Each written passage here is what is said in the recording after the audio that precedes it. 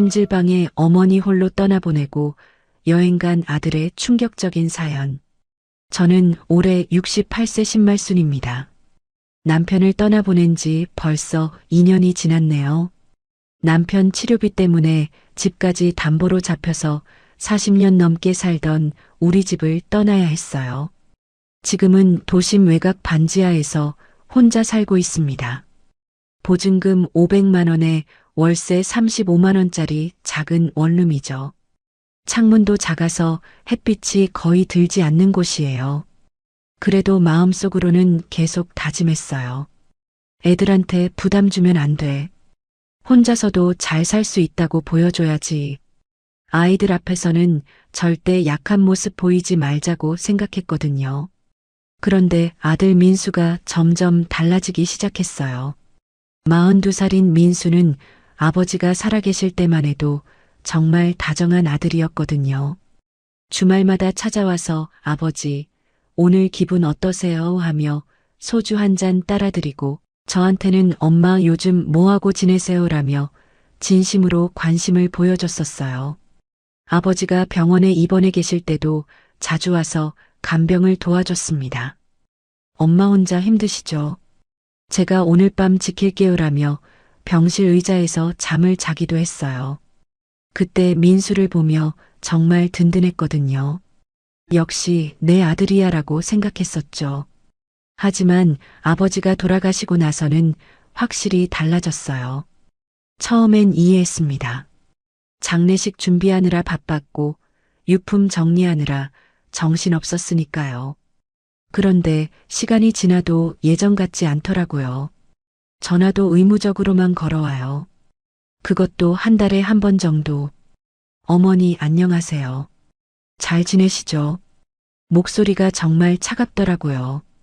마치 업무 보고하듯 형식적이었어요.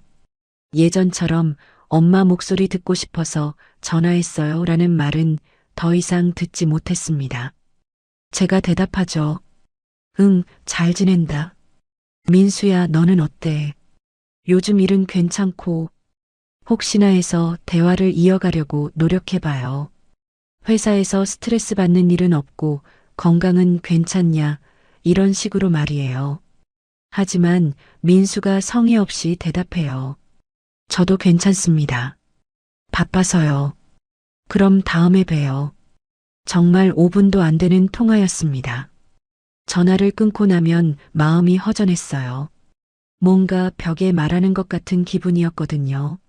며느리 지연이는 더했어요. 39살인 지연이는 말은 항상 공손하죠. 어머님 안녕하세요라고 인사는 하지만 목소리에 감정이 전혀 담겨 있지 않더라고요. 마치 남남에게 하는 인사 같았습니다. 차갑고 형식적이었어요. 아버지 살아계실 때는 그래도 웃으면서 어머님, 오늘 요리 뭐 해드릴까요? 라고 물어보기도 했었는데, 이제는 그런 말도 안 해요. 그냥 의무적으로 인사만 하고 끝이에요. 가끔 민수가 전화할 때 뒤에서 지연이 말하는 소리가 들려요. 빨리 끊어. 시간 없다고 했잖아. 또 전화했네. 언제까지 이럴 거야. 그 소리를 들을 때마다 가슴이 답답해집니다. 제가 부담스러운 존재가 된 건가 싶어서요. 특히 어느 날은 이런 일도 있었어요. 제가 감기가 심해서 목소리가 잠겨 있었거든요. 민수한테 전화했더니 지연이가 받더라고요. 어머님 감기 드셨나 봐요. 몸 조심하세요라고 말은 하는데 정말 무덤덤하게 말하는 거예요. 마치 날씨 얘기하듯이요. 예전 같으면 어머님 병원 가보셨어요? 약은 드시고 계신가요? 음식은 잘 드실 수 있으세요? 이런 식으로 물어봤을 텐데 이제는 그런 관심도 없어요. 형식적인 인사말 한마디로 끝이었습니다. 혼자 있는 시간이 길어지니까 자꾸만 이런 생각들이 들더군요. 내가 잘못한 게 있나? 며느리한테 서운하게 한 적이 있나? 아니면 제가 너무 의존적이었나? 밤마다 이런 생각들이 머릿속을 맴돌았습니다. 혹시나 해서 예전 일들을 되짚어 봤어요. 민수 결혼할 때 시댁에서 무리한 요구 같은 거 했나? 지연이한테 간섭 심하게 한 적 있나? 아무리 생각해도 그런 일은 없었거든요. 오히려 저는 며느리 눈치 보느라 조심스럽게 지냈었어요. 그래서 스스로 다짐했어요. 얘들한테 끼어들지 말자. 부담 주지 말자. 필요할 때만 연락하자. 먼저 전화 걸지도 말고 조용히 혼자 살아가자고 마음먹었습니다. 그게 서로에게 좋을 거라고 생각했어요. 반지하 집에서 혼자 보내는 저녁 시간들이 가장 힘들었어요. TV를 켜놓고 있어도 소리만 들릴 뿐 집중이 안 됐거든요. 자꾸 남편 생각, 아이들 생각만 났습니다. 특히 비가 오는 날이면 더 외로웠어요. 물소리가 더 쓸쓸하게 들리더라고요. 장 보러 갈 때도 예전과는 달랐어요. 4인 가족 분량으로 사던 습관 때문에 자꾸 많이 사게 되는 거예요. 배추도 한 통, 무도 한 개씩 사다가 혼자 먹기엔 너무 많다는 걸 깨닫고는 다시 반으로 줄이고 그런 일상이 반복됐습니다. 남편 제사나 기일 때나 아이들을 볼 수 있었어요. 그나마 그때라도 가족이 함께 모인다는 느낌을 받을 수 있었거든요. 하지만 그마저도 점점 의례적으로 변해가는 게 느껴졌습니다. 예전처럼 따뜻한 대화는 없었어요. 그냥 형식적으로 제사만 지내고 헤어지는 느낌이었습니다. 남편 기일이 다가왔어요. 벌써 3주기였습니다. 매년 이날이 오면 마음이 복잡해져요. 그립기도 하고 외롭기도 하고. 하지만 한편으로는 아이들을 볼 수 있는 날이기도 해서 기다려지더라고요. 민수와 지연에게 전화를 걸었어요. 민수야, 아버지 기일이니까 부산에 같이 가자. 오랜만에 가족끼리 시간도 보내고. 민수가 잠깐 뜸을 들이더니 말하더라고요. 알겠습니다. 그럼 그날 가겠습니다. 목소리에서 내키지 않는 기색이 느껴졌지만 그래도 온다고 하니까 마음이 설렜어요. 혹시 이번 기회에 예전처럼 가족 같은 느낌을 되찾을 수 있을까 하는 기대가 생겼거든요.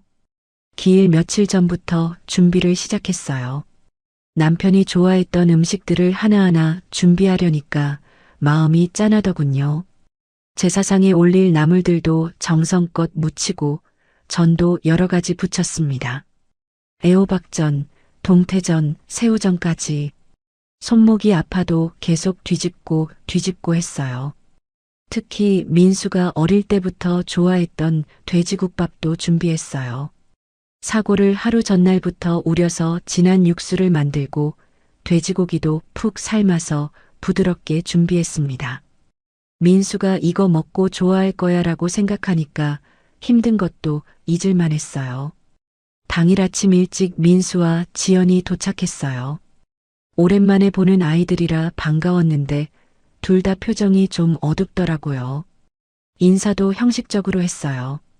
어머님 안녕하세요. 엄마 왔습니다. 지연이 집안을 둘러보더니 말하더라고요. 여기까지 오니까 정말 힘드네요. 교통도 불편하고. 민수도 거들었어요. 맞아요. 지하철 갈아타고 버스까지 타니까 진짜 멀어요. 첫 마디부터 불평이었습니다. 저는 밝게 대답했어요. 그래도 와줘서 고맙다. 엄마가 맛있는 거 준비해놨으니까 먼저 먹자. 정성껏 준비한 음식들을 상에 차려놨거든요.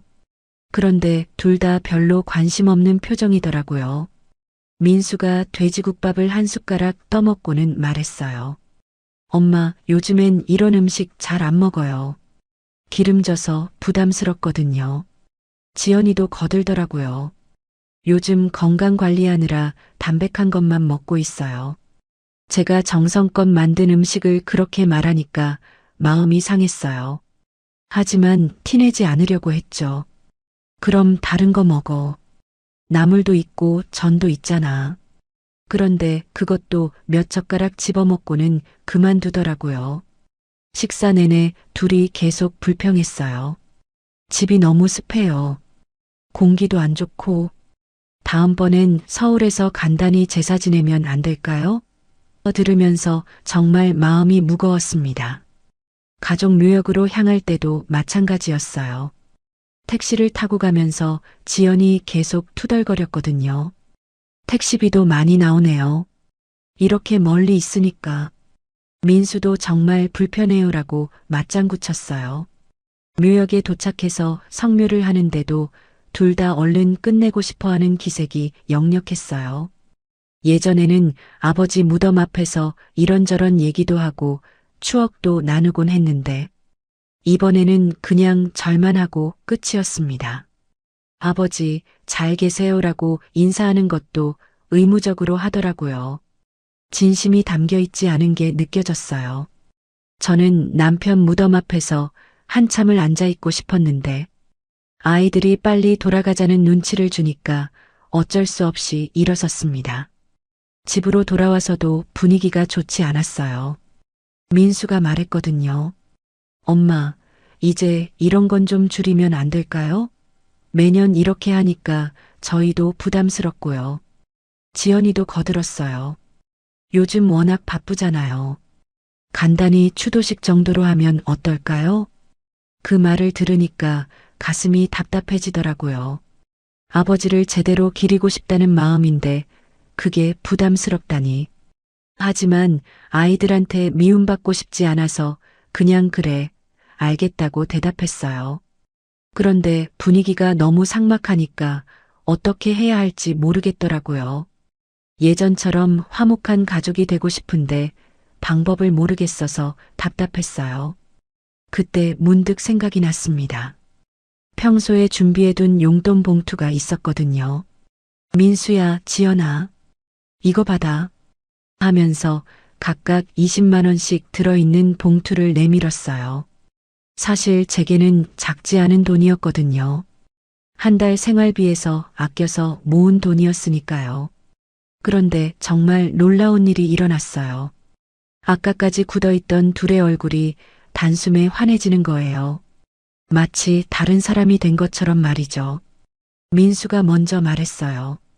어머니가 이렇게 챙겨주시니까 너무 감사해요. 지연이도 완전히 달라졌어요. 역시 우리 어머님밖에 없어요. 이렇게 신경 써주시고 아까까지의 차가운 모습은 온데간데 없고 정말 밝게 웃더라고요. 심지어 제 팔까지 꼭 안으면서 애교를 부리는 거예요. 민수도 갑자기 다정해졌어요. 엄마 정말 고마워요. 저희가 힘들 때 이렇게 도와주시고 역시 우리 엄마가 최고예요. 아까까지 불평하던 사람이 맞나 싶을 정도로 180도 달라진 모습이었어요. 제가 그 모습을 보면서 웃었어요. 아이들이 좋아하니까 저도 기분이 좋더라고요. 그래, 어려우면 언제든 말해. 엄마가 도와줄게. 그런 말을 하면서도 한편으로는 뭔가 이상한 기분이 들었어요. 둘이 갑자기 어머님 건강 잘 챙기세요. 자주 연락드릴게요. 다음에 또 올게요. 이런 말들을 쏟아내더라고요. 용돈 봉투를 받기 전후가 너무 달라서 어리둥절했습니다. 저녁 먹을 때도 분위기가 완전히 바뀌었어요. 아까까지 기름지다고 투덜대던 돼지국밥을 민수가 맛있게 먹더라고요. 엄마 손맛은 역시 다르네요. 이런 맛은 어디서도 못 먹어요. 지연이도 어머님 요리 솜씨가 정말 대단해요라고 칭찬했어요. 하지만 제가 보기에는 억지로 하는 것 같았어요. 진심에서 우러나는 칭찬이 아니라 용돈을 받았으니까 의무적으로 하는 말 같았거든요. 그런 생각이 드니까 음식 맛도 없어지더라고요. 저는 밝게 웃으면서 대답했어요. 그래, 그럼 많이 먹어. 더 해줄까? 하지만 가슴 깊은 곳에서는 뭔가 쓴맛 같은 서늘함이 올라왔습니다. 정말 이상한 기분이었어요. 용돈을 받기 전에는 저를 부담스러워하고 성가시게 여기더니 돈을 받은 후에는 갑자기 다정해지고 고마워하는 거예요. 그 변화가 너무 극명해서 충격적이었습니다. 마치 제가 돈 주는 기계 같은 느낌이 들었거든요. 아이들이 돌아간 후에 혼자 앉아서 생각해 봤어요. 과연 저희가 가족일까? 아니면 그냥 필요에 의해 만나는 사이일까?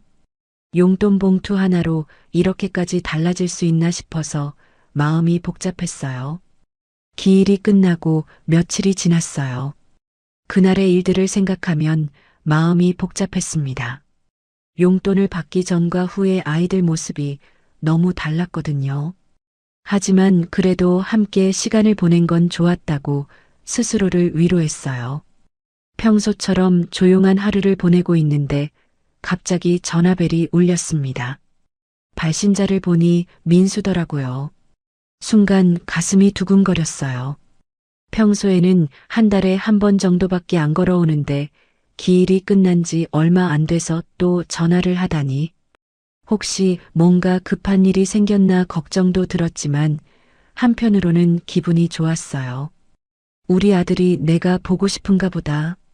아니면 기일 때 내가 챙겨준 게 고마워서 안부 전화를 하는 건가 그런 생각이 들었거든요. 설레는 마음으로 전화를 받았어요. 여보세요, 민수야. 어머니 안녕하세요. 목소리는 여전히 차분했지만 평소보다는 조금 밝게 들렸어요. 저도 기분 좋게 대답했습니다. 잘 지낸다. 갑자기 웬 전화야? 민수가 잠깐 뜸을 들이더니 말하더라고요. 어머니, 사실 부탁드릴 게 있어서 전화드렸어요. 부탁이라는 말에 귀가 번쩍 뜨였어요. 아들이 저에게 부탁을 한다니. 뭔가 필요한 게 있어서 엄마를 찾는구나 싶어서 마음이 따뜻해졌거든요. 그래, 뭔데? 엄마가 할 수 있는 거면 뭐든지 해줄게. 정말 진심으로 말했어요. 아들이 필요로 한다면 뭐든지 해주고 싶었거든요. 오랜만에 저를 찾아주는 것 같아서 기뻤습니다. 민수가 천천히 말을 이어갔어요. 어머니, 저희가 다음 주에 10일 동안 해외여행을 가거든요. 해외여행이라는 말에 조금 놀랐어요. 얼마 전에 용돈 봉투까지 챙겨줬는데 해외여행을 갈 형편이 되나 싶었거든요. 하지만 젊은 부부가 여행 가는 건 당연하다고 생각했어요. 그래, 어디로 가는데? 유럽 쪽으로 가려고 해요. 오랜만에 둘이서 여행 가는 거라서 기대돼요. 민수 목소리에 설렘이 담겨 있더라고요. 그때까지만 해도 저는 그냥 여행 얘기를 하러 전화한 줄 알았어요. 그래, 좋겠다. 젊을 때 많이 다녀야지. 조심히 다녀와. 그런데 민수가 다시 말을 꺼내더라고요. 그런데 문제가 하나 있어요. 집이 10일 동안 비어 있으면 불안해서요. 무슨 말인지 잘 모르겠어서 왜? 하고 물었어요.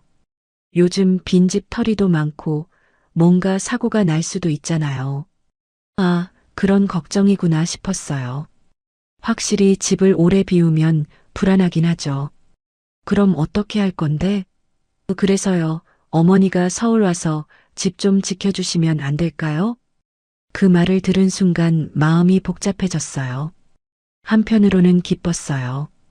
아들이 저를 믿고 집을 맡기겠다는 거니까요. 서울에 있는 아들 집에서 며칠 지낼 수 있다는 것도 좋았고요. 오랜만에 아들 부부와 가까이 지낼 수 있는 기회라고 생각했거든요. 하지만 동시에 조금 이상한 느낌도 들었어요. 저를 보고 싶어서 부르는 게 아니라 집 지키는 용도로 부르는 거잖아요. 그래도 필요로 한다는 것만으로도 고맙다고 생각했습니다. 그래, 알겠다. 엄마가 가서 지켜줄게. 별로 고민하지 않고 대답했어요. 아들이 부탁하는데 거절할 이유가 없었거든요. 정말요? 고맙습니다. 민수 목소리가 확실히 밝아졌어요.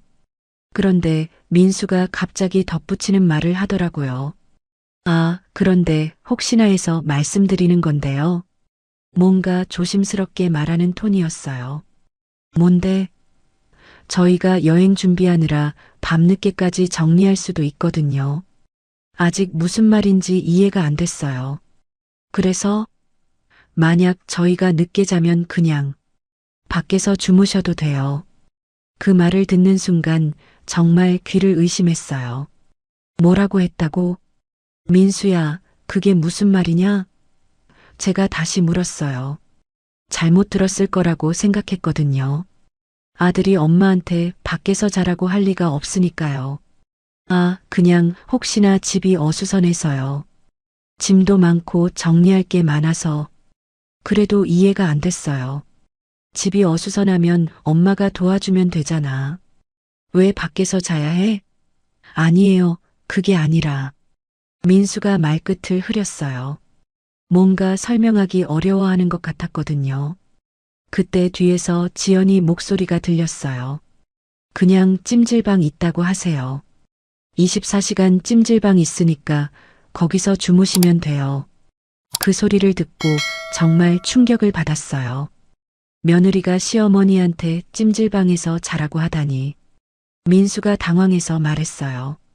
지연아, 목소리가 들린다. 그러고는 저한테 다시 말하더라고요. 어머니, 죄송해요.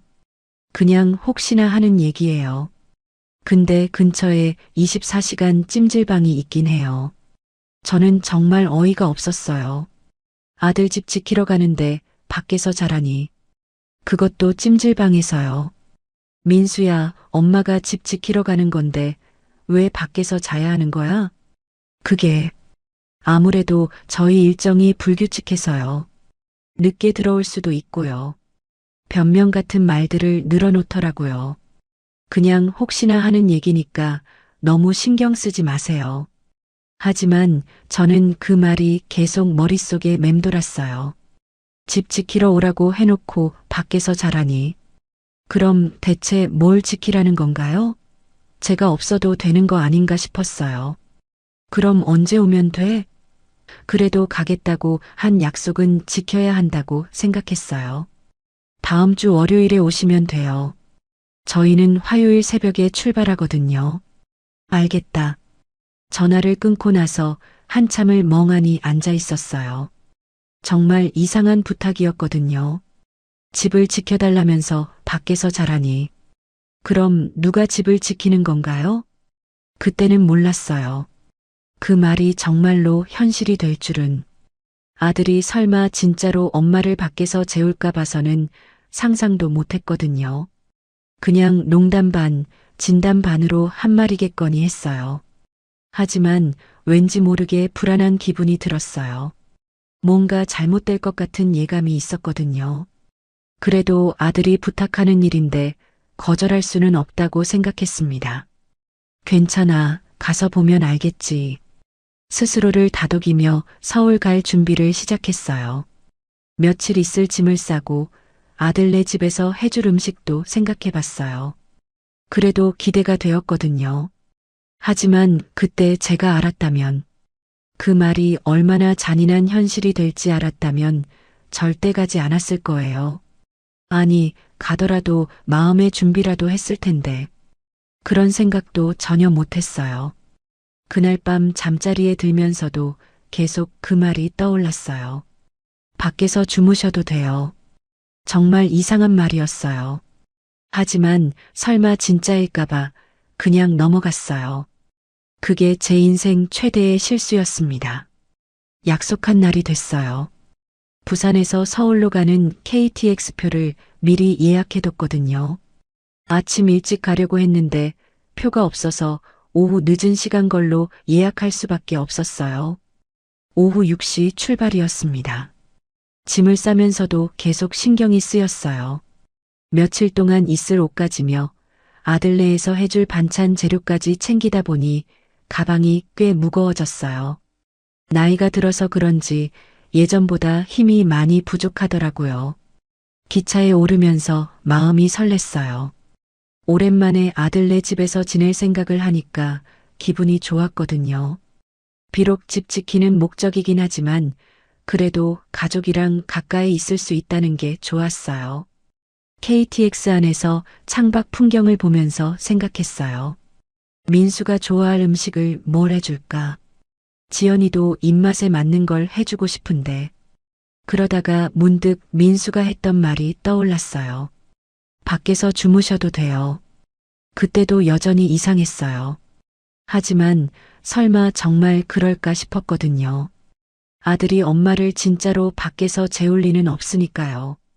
그냥 만에 하나 그런 상황이 생길 수도 있다는 정도의 말이겠거니 했어요. 서울역에 도착한 게 밤 9시쯤이었어요. 거기서 지하철을 갈아타고 아들이 사는 신도시까지 가려면 1시간은 더 걸렸어요.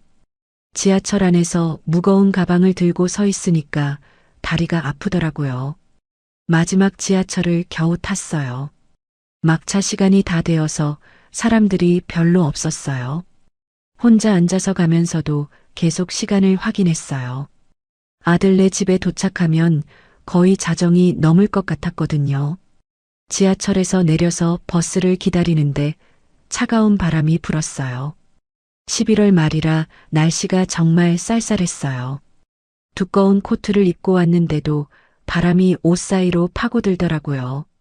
버스 정류장에서 20분 정도 기다려야 했어요. 드디어 버스가 와서 탔는데 승객이 저 혼자더라고요. 기사님이 어머니, 이 시간에 어디 가세요? 하고 물어보시더라고요. 아들 집에 가요라고 대답했어요. 아, 그러시군요. 조심히 가세요. 아들네 아파트 단지에 도착한 게 밤 12시 10분쯤이었어요. 정말 늦은 시간이었죠. 아파트 단지는 조용했어요. 가로등만 켜져 있고 사람은 전혀 보이지 않았어요. 가방을 끌고 엘리베이터를 타고 15층까지 올라갔어요. 아들네 집 문 앞에 섰어요. 현관문이 새까맣더라고요. 불도 꺼져 있고 아무 소리도 안 들렸어요. 벌써 잠든 모양이었어요.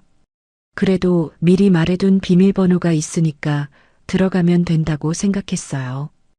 민수가 알려준 비밀번호를 눌렀어요. 1234였거든요.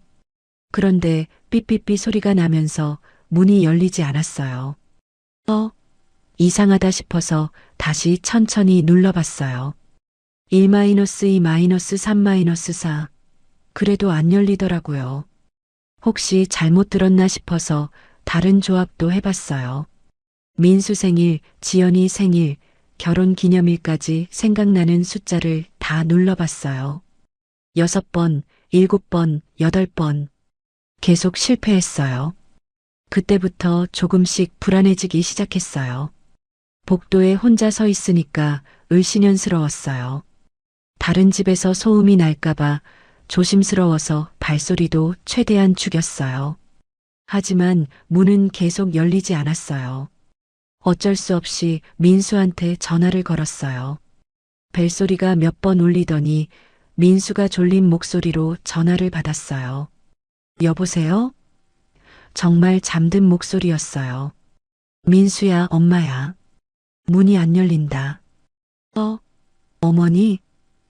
민수가 정신을 차리는 것 같았어요. 비밀번호 1234 맞죠? 네, 그런데 안 열려요. 잠깐 조용하더니 민수가 말했어요. 아, 어머니. 죄송해요. 비밀번호를 바꿨거든요. 그럼 새 비밀번호 알려줘. 그게, 어머니, 저희 지금 자고 있어요. 뭔가 이상한 대답이었어요. 그럼 일어나서 문 열어주면 되는 거 아닌가 싶었거든요. 그런데 민수가 다음에 한 말을 듣고 정말 충격을 받았어요. 어머니, 밖에서 주무세요. 근처 찜질방 있잖아요. 그 말을 듣는 순간 정말 귀를 의심했어요. 이게 현실인가 싶었거든요. 민수야, 그게 무슨 말이야? 엄마가 집 지키러 온 건데. 어머니, 죄송해요. 근데 저희 내일 일찍 나가야 해서요. 지금 깨우면 안 될 것 같아요. 지연이 옆에서 뭔가 말하는 소리도 들렸어요. 민수야, 제발 문 좀 열어줘. 엄마가 이 시간에 어디 가겠니? 정말 간절하게 부탁했어요. 하지만 민수는 단호했어요. 어머니, 정말 죄송해요. 근처에 24시간 찜질방 있어요. 거기서 주무세요. 그러고는 전화를 끊어버렸어요. 저는 한동안 멍하니 서 있었어요. 이게 정말 일어나고 있는 일인가 싶었거든요. 아들이 엄마를 문 앞에 세워두고 찜질방에 가서 자라고 하다니. 다시 전화를 걸어봤지만 받지 않았어요. 몇 번을 걸어도 마찬가지였어요. 완전히 무시하는 거였어요. 그때서야 정말 심각한 상황이라는 걸 깨달았어요. 복도에 혼자 서 있으니까 정말 무서웠어요. 새벽 1시가 다 되어가는 시간이었거든요. 다른 집 사람들이 나와서 뭐라고 하면 어떻게 하나 걱정도 됐어요. 수상한 사람으로 신고라도 당하면 큰일이니까요. 가방을 들고 엘리베이터를 타고 1층으로 내려왔어요. 아파트 경비실 쪽으로 가려다가 말았어요. 경비원한테 뭐라고 설명할 건가요? 아들이 문을 안 열어준다고 말하면 얼마나 창피하겠어요. 아파트 단지를 나와서 찜질방을 찾았어요. 민수 말대로 24시간 찜질방이 있긴 있더라고요. 하지만 그 찜질방을 찾아가는 길이 정말 무서웠어요. 새벽길이라 가로등만 켜져 있고 사람은 거의 없었거든요. 중간에 술 취한 사람들이 지나가면서 이상하게 쳐다보기도 했어요. 혼자 무거운 가방 끌고 가는 할머니가 신기했을 거예요. 정말 무서웠어요. 뭔가 일이라도 당하면 어쩌나 싶었거든요. 찜질방에 도착해서 입장료를 냈어요. 1만 원이었어요. 제게는 적지 않은 돈이었지만 어쩔 수 없었어요. 다른 갈 곳이 없었으니까요. 직원이 어머니, 이 시간에 오셨네요 라고 말했어요. 찜질방 안으로 들어가니까 몇몇 사람들이 바닥에 누워서 자고 있었어요. 대부분 남자들이었고 나이 든 여자는 저밖에 없는 것 같았어요. 한 구석에 자리를 잡고 앉았어요. 가방을 베개 삼아 눕긴 했지만 잠이 올 리가 없었어요. 바닥이 딱딱하기도 했고 주변에서 코 고는 소리도 들렸어요. 무엇보다 마음이 너무 아팠어요. 아들이 저를 이렇게 대할 줄은 몰랐거든요. 새벽 내내 뒤척이면서 생각했어요. 내가 뭘 잘못했나? 왜 이런 취급을 받아야 하나? 눈물이 나오려고 했지만 참았어요. 다른 사람들이 보고 있으니까 창피했거든요. 그렇게 긴긴 밤을 보냈어요. 찜질방 한 구석에서 홀로 밤을 지새우면서 정말 많은 생각을 했어요. 아들에 대한 실망감, 며느리에 대한 원망, 그리고 제 자신에 대한 자괴감까지. 평생 이런 굴욕을 당할 줄은 몰랐어요. 찜질방에서 보낸 밤은 정말 길었어요. 1시간도 제대로 잠을 못 잤거든요.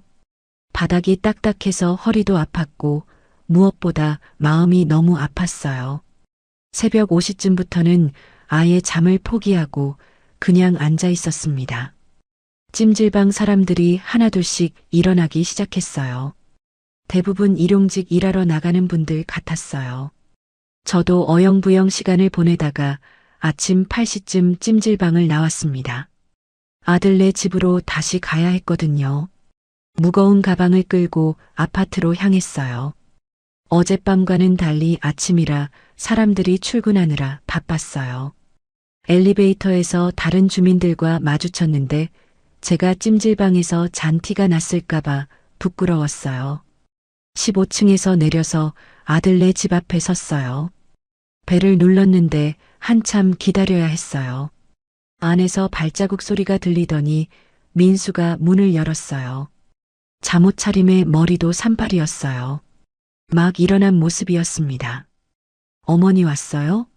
민수가 말했는데 목소리에 미안함이나 죄송함 같은 건 전혀 없었어요. 그냥 평범하게 인사하는 톤이었어요.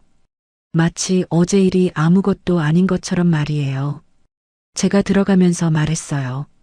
민수야, 어제 정말 힘들었다. 그런데 민수가 대답하는 게 더 가관이었어요. 어머니, 어제 너무 피곤해서요. 죄송해요. 그러더니 바로 이어서 근데 엄마도 좀 일찍 오시지 그랬어요. 그 말을 듣는 순간 정말 어이가 없었어요.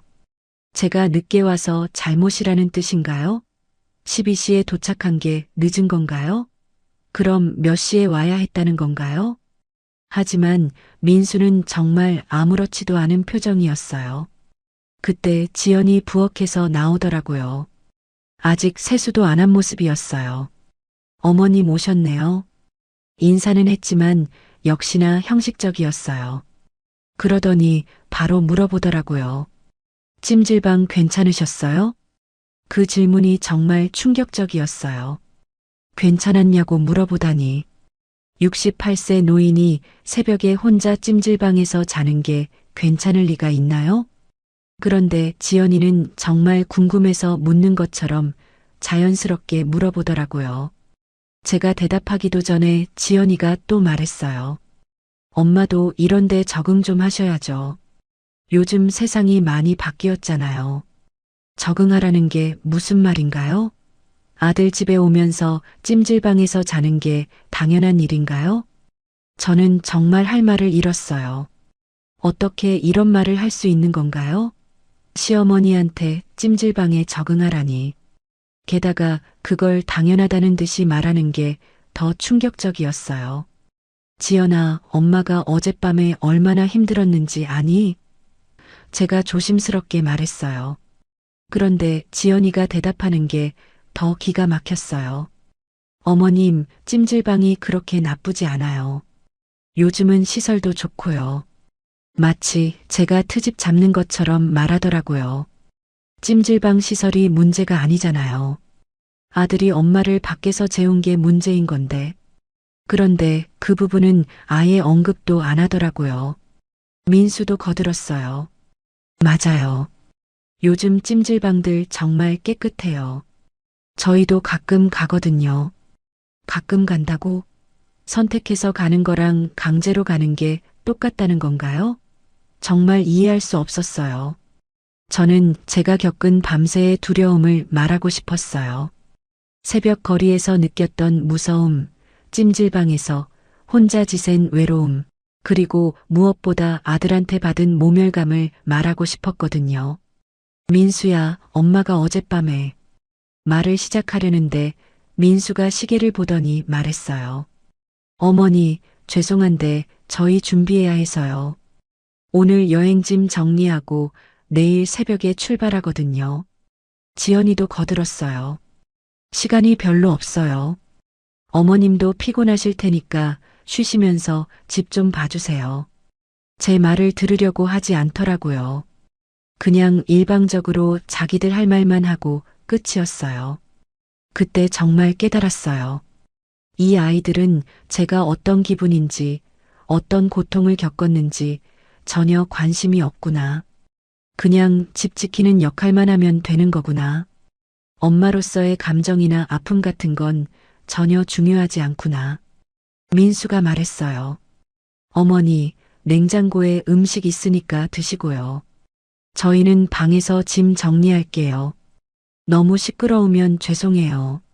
그러고는 지연이와 함께 방으로 들어가 버렸어요. 저는 거실에 혼자 남겨졌어요. 무거운 가방을 든 채로 서 있으니까 정말 초라했어요. 집 지키러 온 거 맞나 싶었어요. 손님도 아니고 가족도 아닌 애매한 존재가 된 기분이었거든요. 방에서 민수와 지연이 대화하는 소리가 들렸어요. 여행 가방 어디 있지?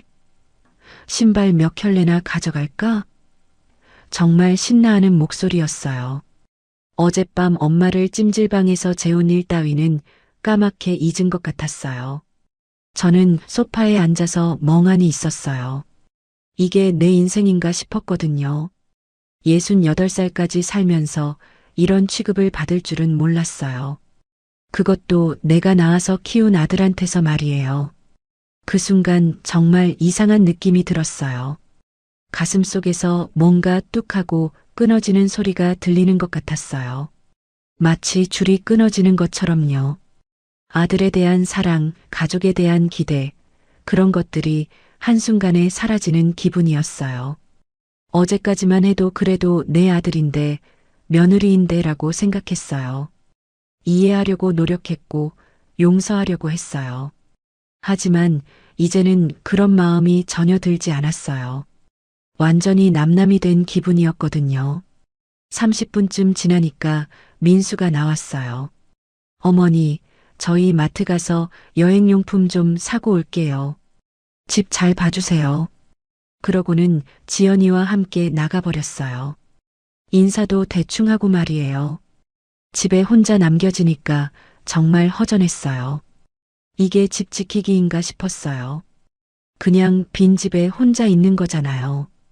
그럼 굳이 제가 올 필요가 있었나 생각이 들었어요. 저는 그때 결심했어요. 이제 더 이상 이런 취급받지 않겠다고.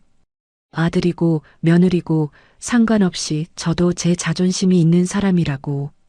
그 뚝 하고 끊어진 게 바로 그런 감정이었어요. 아들 부부가 해외여행을 떠난 게 어제였어요. 드디어 집에 혼자 남게 됐습니다. 사실 좀 안도가 되더라고요.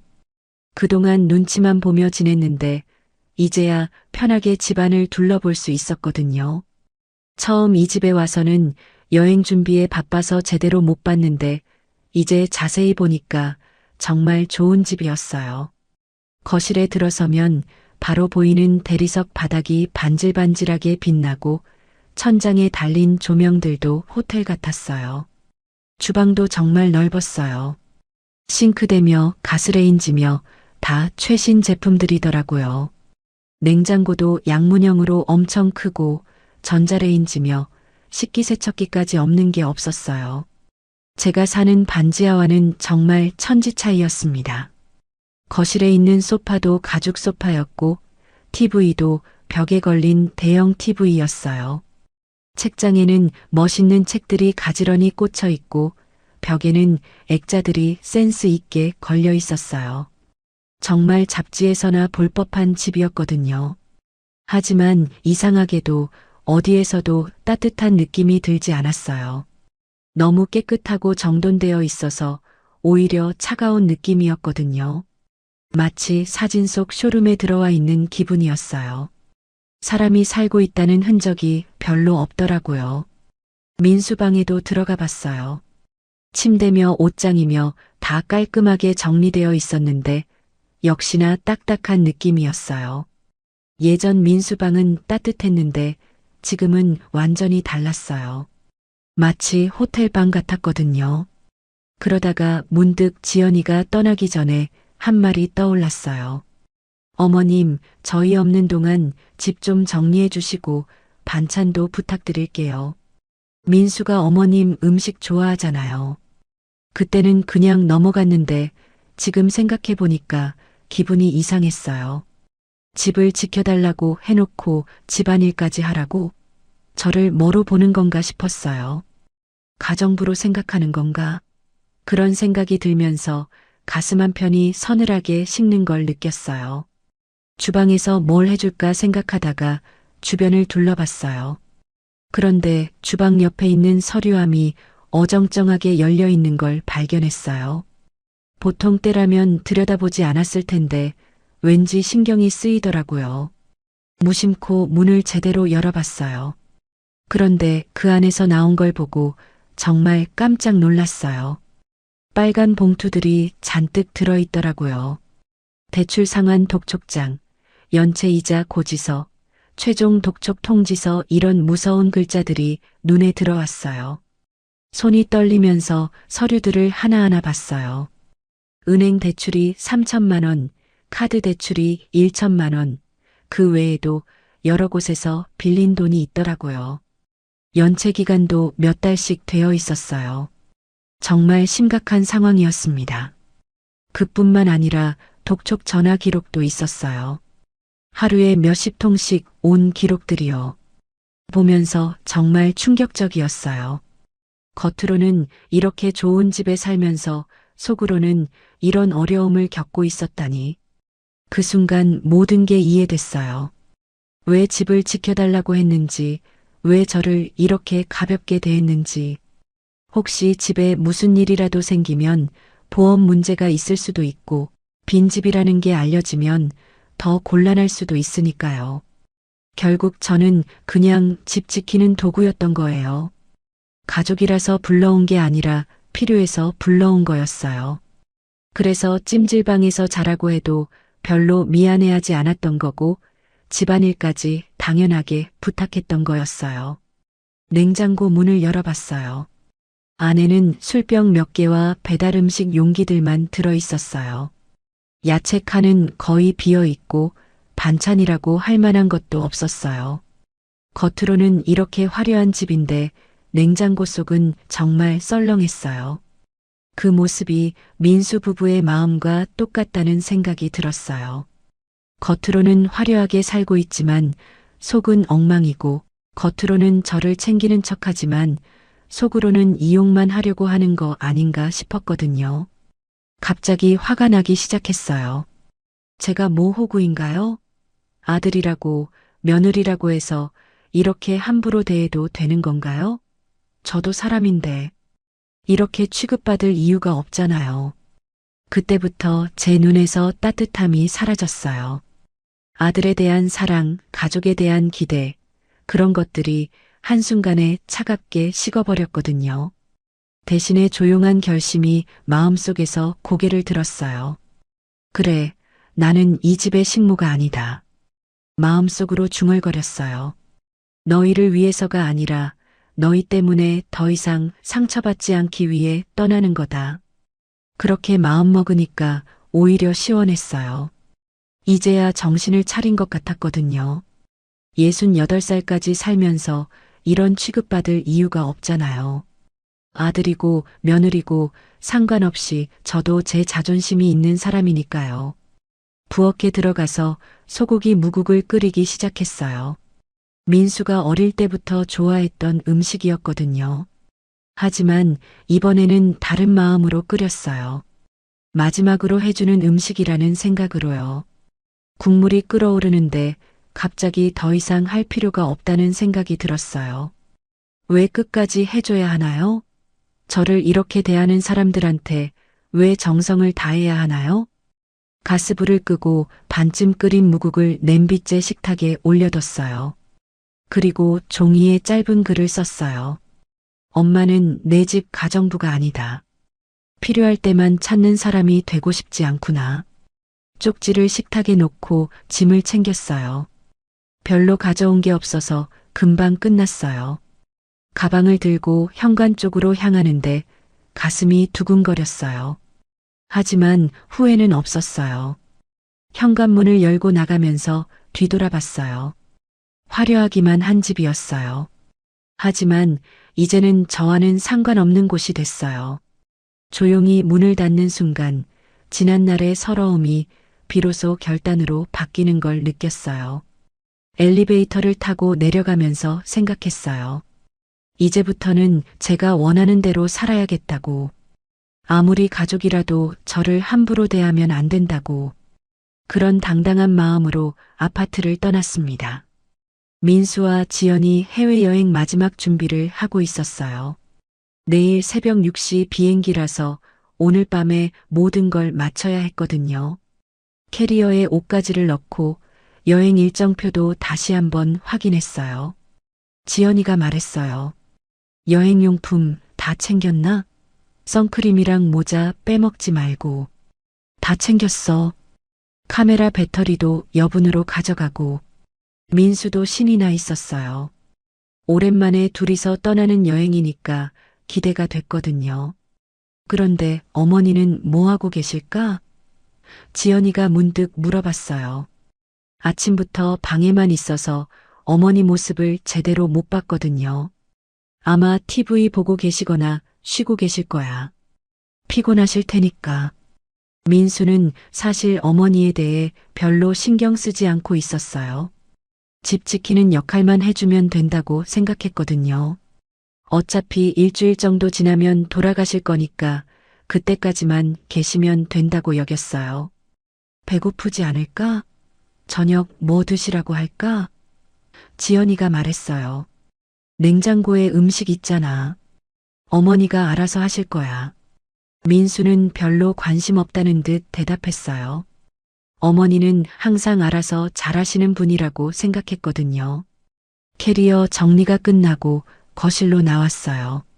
내일 공항 가는 시간도 확인하고 여행 보험 서류도 챙겨야 했거든요. 그런데 식탁 위에 뭔가 놓여 있는 게 보였어요. 저게 뭐지? 민수가 식탁 쪽으로 다가갔어요. 냄비 하나가 올려져 있고 옆에 종이 한 장이 놓여 있었거든요. 처음에는 어머니가 뭔가 해놓으신 건 줄 알았어요. 냄비 뚜껑을 열어보니까 무국이 들어 있었어요. 그런데 뭔가 이상했어요. 반쯤 끓인 것 같았거든요. 완성된 요리가 아니라 중간에 그만둔 것 같은 느낌이었어요. 옆에 있는 종이를 집어들었어요. 어머니 글씨였어요. 엄마는 내 집 가정부가 아니다. 필요할 때만 찾는 사람이 되고 싶지 않구나.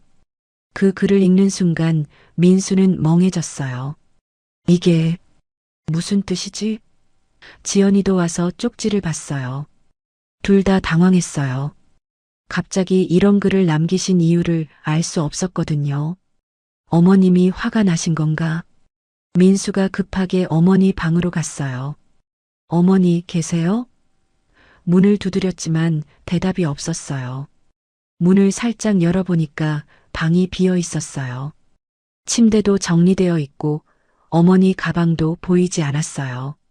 어머니가 안 계셔. 민수가 지연에게 소리쳤어요. 집안을 다 찾아봤지만 어머니는 어디에도 없었어요. 완전히 떠나신 거였어요. 그제야 쪽지의 의미를 이해하기 시작했어요. 민수는 다시 쪽지를 읽어봤어요. 가정부가 아니다. 필요할 때만 찾는 사람. 그 말들이 가슴에 박히더라고요. 어머니가 어떤 기분이셨을지 생각해 보니까 정말 미안했어요. 우리가 정말 그렇게 대했나? 민수가 중얼거렸어요. 돌이켜보니까 어머니한테 정말 심하게 했던 것 같았어요. 찜질방에서 자라고 했던 것, 집안일을 당연하게 부탁했던 것, 모든 게 잘못이었어요. 지연이도 충격을 받은 것 같았어요. 어머님이 이렇게 상처받으실 줄 몰랐는데 목소리가 떨리고 있었어요. 평소에는 별로 감정을 드러내지 않는 지연이었는데 이때는 정말 당황한 모습이었어요. 어머니가 언제 나가셨을까? 민수가 시간을 계산해 봤어요. 점심 이후부터는 어머니 모습을 못 봤으니까 그때 나가신 것 같았어요. 이미 몇 시간이 지난 상황이었어요. 민수는 어머니한테 전화를 걸어봤어요. 하지만 계속 꺼져 있었어요. 몇 번을 걸어도 현재 전화를 받을 수 없습니다라는 음성만 들렸어요. 완전히 연락을 끊으신 것 같았어요. 엄마가 이런 마음이었어? 민수가 쪽지를 다시 보면서 말했어요. 그 순간 정말 많은 생각이 들었어요. 어머니가 얼마나 외로우셨을지, 얼마나 서러우셨을지 상상이 됐거든요.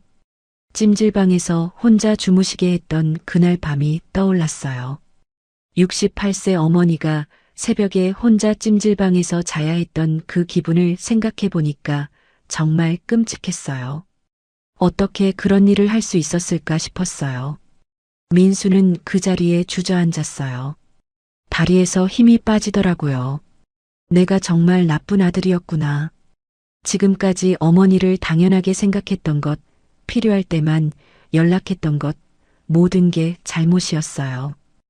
지연이도 옆에 앉으면서 말했어요. 우리 너무 심했나? 처음으로 죄책감에 눈이 빨개지더라고요. 어머님한테 정말 미안해. 평소에 감정 표현을 잘 안 하는 지연이었는데 이때는 진짜 후회하는 것 같았어요. 여행은 어떻게 해? 지연이가 물어봤어요. 내일 아침 비행기표도 다 끊어놓고 호텔 예약도 다 해놨는데 이런 일이 생기니까 정말 당황스러웠어요. 여행이 중요한 게 아니야. 어머니부터 찾아야 해. 민수는 바로 부산행 기차표를 찾아봤어요. 어머니가 부산으로 돌아가셨을 가능성이 높았거든요. 다행히 밤 10시 KTX 자리가 있었어요. 나 부산 가야겠어. 나도 같이 갈까? 아니야, 내가 혼자 가는 게 나을 것 같아. 급하게 짐을 쌌어요. 여행용 캐리어 대신 간단한 가방 하나만 들었어요. 어머니한테 사과하러 가는 길이니까 거창한 짐은 필요 없었어요. 마음만 가져가면 되는 거였으니까요. 지연이가 걱정스럽게 말했어요. 어머님이 우리를 용서해 주실까? 모르겠어. 하지만 가서 진심으로 사과드려야지. 우리가 정말 잘못했으니까. 민수는 정말 후회하고 있었어요. 기차 시간이 얼마 남지 않아서 급하게 나갔어요. 지하철을 타고 서울역으로 향하는데 내내 어머니 생각만 났어요. 지금쯤 부산에 도착하셨을까? 얼마나 상처받으셨을까? 그런 생각들 말이에요. 기차에 올라탄 민수는 창밖을 보면서 생각했어요. 어머니한테 뭐라고 사과를 해야 할까? 진심이 전해질까? 정말 미안했어요. 어머니가 원하는 건 거창한 게 아니었는데 왜 그걸 몰랐을까 싶었어요. 부산까지 가는 3시간 동안 민수는 계속 자책했어요. 어머니에 대한 기억들이 하나씩 떠올랐어요.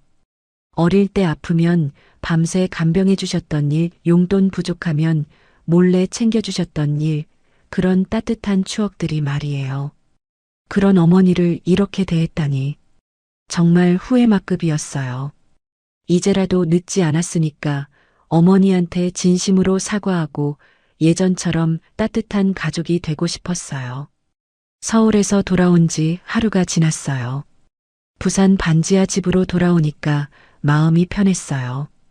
비록 좁고 어둡지만 그래도 제 집이니까 자유로웠거든요. 아무한테 눈치 볼 필요도 없고 제가 원하는 대로 할 수 있었어요. 민수한테서는 연락이 없었어요. 전화도 문자도 없었어요. 아마 여행 떠났을 거라고 생각했어요. 제가 남긴 쪽지를 봤을 테니까 어떤 생각을 할지는 모르겠지만 아마 별로 신경 쓰지 않을 거라고 여겼어요. 오히려 속이 시원했어요. 그동안 꾹꾹 눌러왔던 마음을 드디어 표현한 기분이었거든요. 68년을 살면서 이렇게 당당하게 제 의견을 말한 적이 별로 없었는데 이번엔 확실하게 했어요. 집에서 혼자 저녁을 먹으면서 생각했어요. 앞으로 어떻게 살아야 할까? 아들한테 의존하지 말고 정말 혼자 힘으로 살아가야겠다고 다짐했어요. 나이는 들었지만 아직 건강하니까 충분히 할 수 있을 거라고 생각했거든요. 그날 밤 일찍 잠자리에 들었어요. 서울에서 겪었던 일들 때문에 정신적으로 많이 피곤했거든요. 찜질방에서 잔 것도 며칠 전인데 아직도 그 서러움이 남아 있었어요. 하지만 이제는 그런 일 없을 거라고 생각하니까 마음이 편했어요. 다음 날 아침 일찍 일어나서 집 정리를 했어요. 며칠 비웠던 집이라 먼지도 쌓이고 공기도 탁했거든요. 창문을 열고 환기를 시키고 바닥도 닦고 빨래도 했어요. 혼자 하는 집안일이지만 누구 눈치 볼 필요 없으니까 편했어요. 점심을 간단히 먹고 TV를 보고 있는데 갑자기 누군가 문을 두드리는 소리가 들렸어요. 누구지 싶어서 문 쪽으로 갔어요. 누구세요? 하고 물어봤는데 익숙한 목소리가 들렸어요. 엄마, 저예요. 민수예요. 정말 깜짝 놀랐어요. 민수가 부산까지 왔다고? 여행 가지 않았나 싶었는데 왜 여기까지 왔을까 궁금했어요. 하지만 마음 한편으로는 조금 기분이 복잡했어요. 문을 열어보니까 정말 민수가 서 있었어요. 그런데 평소와는 완전히 다른 모습이었어요. 얼굴이 상기되어 있고 눈도 빨갛게 되어 있었어요. 마치 울고 온 것 같은 얼굴이었거든요. 민수야, 여행은 안 갔어? 제가 물어봤어요. 엄마, 죄송해요. 민수가 고개를 숙이면서 말했어요. 목소리가 떨리고 있었어요. 평소에 당당하던 민수가 이렇게 작아진 모습을 보니까 마음이 이상했어요. 들어와. 일단 안으로 들어오라고 했어요. 민수가 들어와서 거실에 앉았는데 계속 고개를 들지 못하더라고요. 뭔가 할 말이 있는 것 같았지만 어떻게 시작해야 할지 모르겠다는 표정이었어요. 저도 어떤 말을 해야 할지 모르겠더라고요. 화가 나 있는 상황이긴 하지만 그래도 제 아들이니까 일단은 차라도 대접해야겠다고 생각했어요. 차 끓여줄까? 아니에요. 괜찮아요. 민수가 조용히 앉아 있다가 갑자기 말을 시작했어요. 엄마, 정말 미안해요.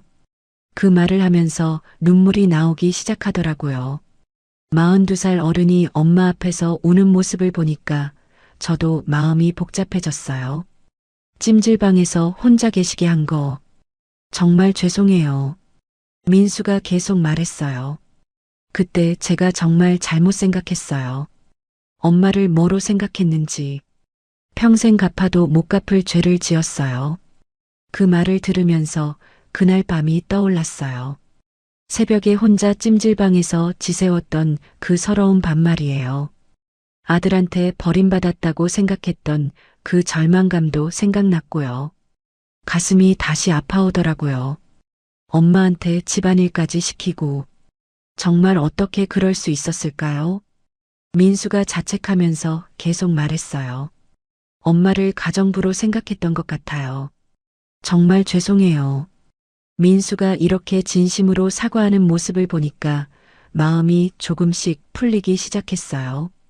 그동안 쌓였던 서러움과 분노가 조금씩 사라지는 느낌이었어요. 아들이 자기 잘못을 인정하고 있으니까 말이에요. 민수야. 제가 조용히 불렀어요. 엄마가 원하는 건 거창한 게 아니야. 그냥 엄마를 엄마로 대해줬으면 좋겠어. 민수가 고개를 들고 저를 봤어요. 눈이 정말 빨갛게 되어 있었어요. 엄마는 돈이 필요한 게 아니야. 집안일 해주는 사람이 필요한 것도 아니고. 제가 천천히 말했어요. 그냥 가끔 안부 묻고 관심 가져주고 사랑한다고 말해주면 되는 거야. 민수가 눈물을 닦으면서 말했어요. 엄마, 앞으로는 정말 잘할게요. 엄마를 소중하게 생각할게요. 진심이 담긴 목소리였어요. 평소와는 완전히 다른 톤이었거든요. 지연이는 뭐라고 하더라? 제가 물어봤어요. 지연이도 정말 후회하고 있어요. 어머니한테 너무 심하게 했다고. 같이 오고 싶어 했는데 제가 혼자 오겠다고 했어요. 그 말을 들으니까 지연이에 대한 마음도 조금 달라졌어요. 그동안 지연이가 저를 싫어한다고 생각했는데 어쩌면 그냥 표현을 잘 못하는 아이일 수도 있겠다는 생각이 들었거든요. 늦었어도 와줘서 고맙다. 제가 민수한테 말했어요. 엄마한테 필요한 건 내 마음 하나뿐이야. 돈도 아니고 집안일도 아니고 그냥 마음만 있으면 돼. 민수가 갑자기 일어나서 제 앞에 무릎을 꿇었어요. 엄마, 정말 죄송해요. 지금까지 못된 아들이어서 죄송해요. 정말 진심으로 사과하는 모습이었어요. 저도 더 이상 참을 수 없어서 민수를 안았어요. 그래, 이제 됐다. 엄마도 너한테 서운했지만 이렇게 와주니까 다 용서한다. 오랜만에 아들을 안으니까 정말 따뜻했어요. 둘이서 오래도록 안고 울었어요. 그동안 쌓였던 모든 오해와 서러움이 눈물과 함께 씻겨나가는 느낌이었어요. 민수도 정말 많이 울었어요. 어른이 되어서 이렇게 우는 모습은 처음 봤어요. 앞으로는 자주 연락할게요. 그리고 엄마 보고 싶을 때마다 찾아올게요. 민수가 약속했어요. 진짜로? 네, 진짜로요. 이번 일로 정말 깨달았어요. 그렇게 우리는 다시 화해했어요. 한번 끊어졌던 모자의 끈이 다시 이어진 거죠. 이전보다 더 단단하게 말이에요. 말이에요. 말이에요. 말이에요.